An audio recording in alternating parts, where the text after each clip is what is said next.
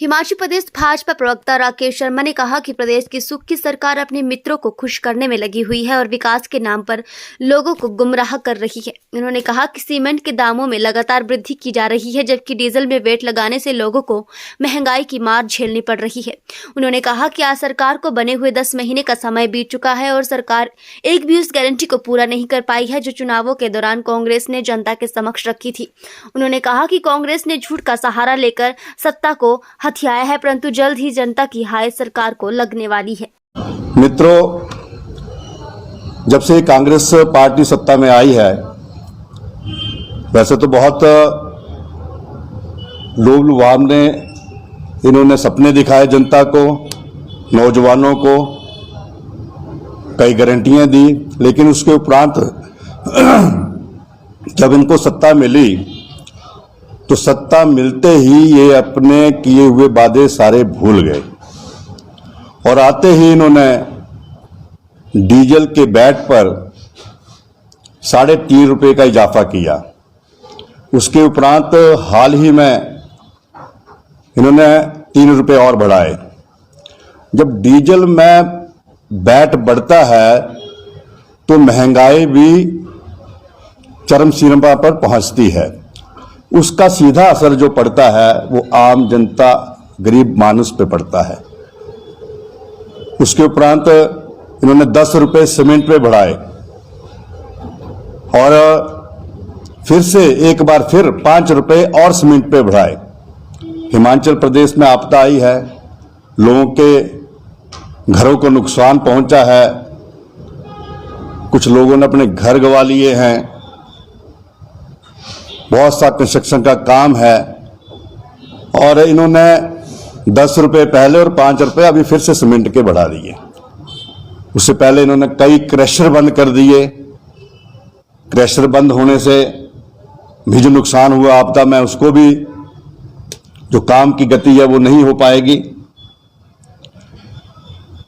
मित्रों, जब से कांग्रेस सत्ता में आई है हिमाचल प्रदेश की, अपने आप को तो सुख की सरकार बोलती है, लेकिन आम जनता के लिए दुख की सरकार है, बेरोजगारों के लिए दुख की सरकार है, किसानों के लिए दुख की सरकार है। इन्होंने पहले तो किसान अपने छोटी सी खेती बाड़ी करके सब्जी उगाता था तो शहर की तरफ आता था तो छोटा सा टोकरा लेके आता था और वो फ्री में उसको अपने टिकट के साथ में उसको लेके शहर में बेच लेता था। लेकिन इस कांग्रेस सरकार ने उस पे भी किराया लगा दिया। ये किसानों की विरोधी सरकार है और इन्होंने वादा किया था कि हम आते ही बेरोजगार युवाओं को 5 लाख नौकरियां देंगे। पहली कैबिनेट में ऐसा बोला था, आपने भी सुना है, जनता ने सुना है। इनके झांसे में आके नौजवानों ने भी वोट किया, लेकिन आज 10 महीने हो गए हैं और 2012 में भी ये आई थी सत्ता में, ये बोल के आई थी कि बेरोजगारों को रोजगार भत्ता दिया जाएगा, लेकिन वो भत्ता भी नहीं मिला। 2012 से 17 तक सरकार रही, उस वक्त भी बेरोजगार युवा ठगे गए। अब 2017 में सत्ता में प्राप्ति के लिए इन्होंने फिर से एक बार झूठ बोला और 5 लाख युवाओं को रोजगार देने का वादा कर दिया और पहली कैबिनेट में आज 10 महीने हो गए हैं। मित्रों, आज 10 महीने हो गए हैं जो इन्होंने 1 लाख नौकरियों का वादा किया था, उसके हिसाब से 80,000 नौकरियां बनती है, जो बेसिकली जो नॉर्मल नौकरियां चली हुई है बेसिकली। लेकिन इन्होंने कोई ऐसा काम नहीं किया कि बेरोजगारों को अलग से नौकरियां प्रोवाइड की जा सके और जो रोजगार काले थे वो भी बंद कर दिए पिछले 10 महीने से, वो भी बंद पड़ा है। उसके लिए भी एक कोई अपॉइंटमेंट किया है IAS ऑफिसर, लेकिन वो भी अभी चला नहीं है।